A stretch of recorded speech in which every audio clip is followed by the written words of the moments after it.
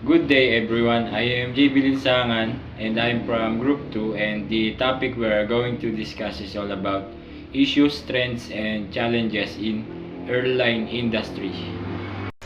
Before we proceed, the industry encompasses a wide range of business called airlines, which offer air transport services for paying customers or business partners.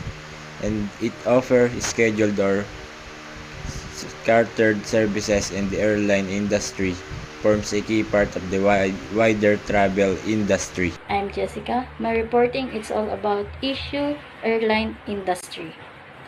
Air travel and the aviation-centered economy have begun to return to pre-pandemic levels with U.S. airlines reporting record bookings for summer travel in June 2022.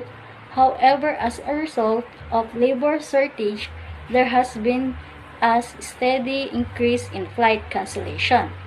As the summit approach, more businesses and investors should be aware of what is going on in the aviation sector. Carol B. held of counsel to the U.S. Chamber of Commerce and asked the top questions leaders should know about the aviation industry in 2022. To showcase and help us understand the many new developments in the aviation industry, the U.S. Chamber will host the Global Aerospace Summit on September 14 and 15, 2022 in Washington, D.C., where top leaders from commercial aviation, space, and defense will convene for conversation about the industry's impact on the economy, trade, supply chains, cybersecurity, national security, workforce development, and more. Panelists and speakers will explore their vision for the industry for tomorrow.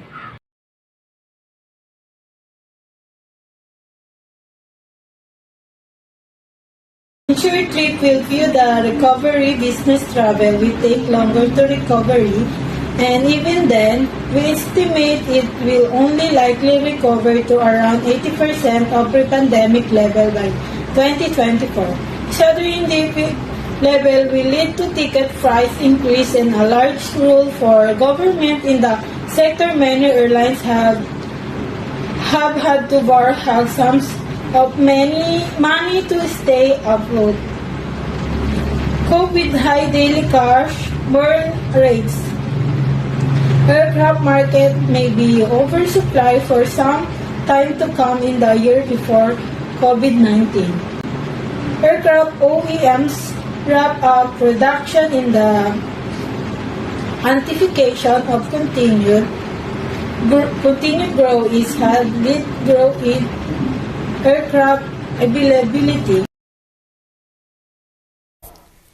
Airport and airline industry trends in 2022. The aviation industry has changed dramatically in the last few years. Even as governments around the world relax travel restrictions, these adjustments will continue. Travelers' behavior has changed in response to the pandemic, and they now anticipate a distinct journey than they did before 2020. Progressing forward in 2022 and beyond, the air transportation industry will have to respond to fastest growing categories in automation, information management, and sustainable development. The ability to adapt and effectiveness are the central threads running through all airport and airline industry trends in 2022. Government agencies have provided over $240 billion in total aid to airlines as per the International Air Transport Association.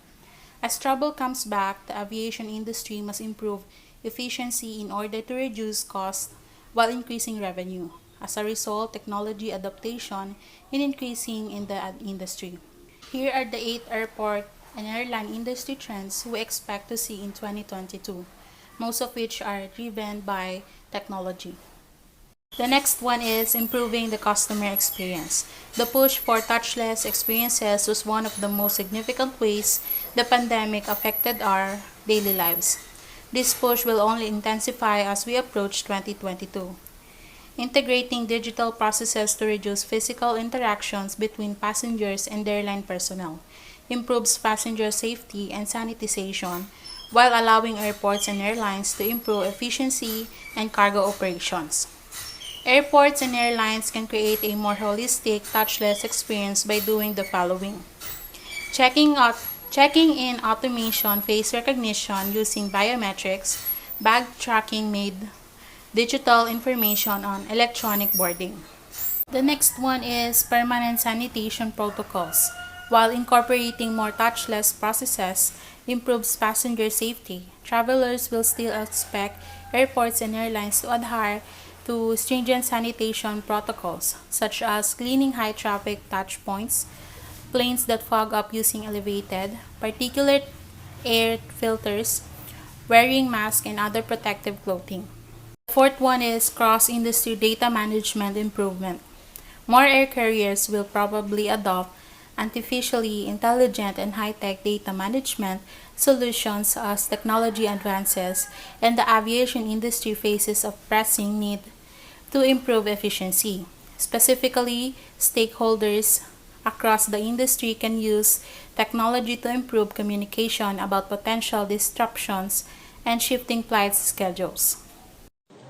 Better customer service applications. Numerous airlines and airports already offers to their consumers, and these trends will only accelerate as we approach 2022. Airports and airlines we will have to boost their app to include other smooth holistic information for travelers as technology advance and customer expectations shift. Use the app as one-stop shop for everything the traveler might need, whether in flight or the airports.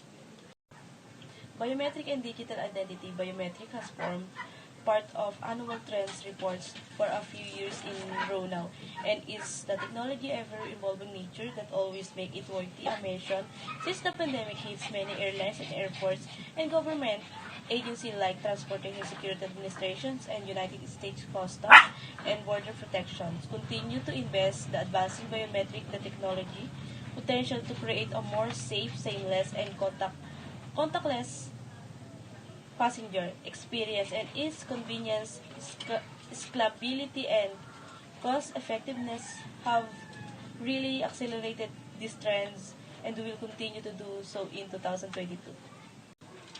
Virtual queuing.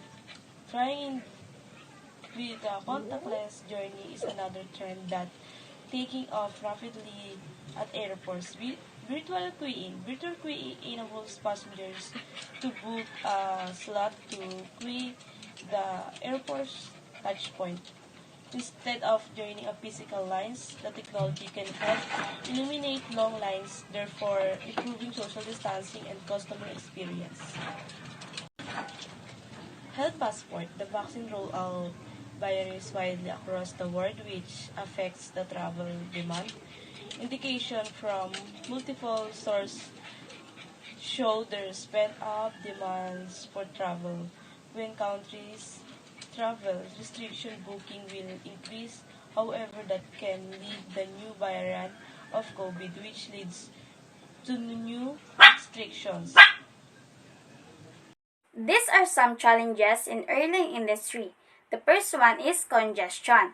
Not only at the sky over the US congested with the air traffic, the airport from which the planes operate are also bursting at the seams. The increase in the number of flyers along with the airlines a strategic shift toward increasing the frequency of flights means more planes and more passengers. This results in crowded airport terminals and an increase in the number of delays. The next one is terrorism. Even though the frequency of terrorist acts targeted at airliners has gone down, incidents like the shoe bumper and the tragic event of 9/11 serve as reminder they remain a substantial and persistent threat. As a result, airlines and the security services around the world have to remain vigilant. Over the past 15 years, security screening procedures have become increasingly stringent. This has resulted in longer checkpoint wait times and complaints from the traveling public. And the next one is passenger comfort. In many respects, the industry search for greater profitability has been to detriment of passenger comfort. For investor, the lower per unit costs, the better. For airlines, an effective way to reach the target is to stuff more seats into each planes. In addition, airlines have become much more disciplined when it comes to flooding market with additional flights. The capacity discipline along with a greater number of seats per plane has resulted in full planes with less room for individual passengers. Labor relation. Every airline executive will tell the most important part of his or her company are the people. It's true. An airline's employees are its lifeblood, which is why poor labor relations can cripple an airline both financially and operationally.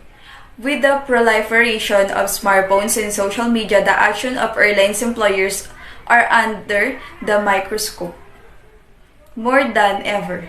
Thus, the action of a few employees can have a major effect on the airline. However, as the airline industry learns to run leaner, its business and labor model is evolving as well as a result, employees at major airlines in the UK, France, and Germany have gone on strike in recent years.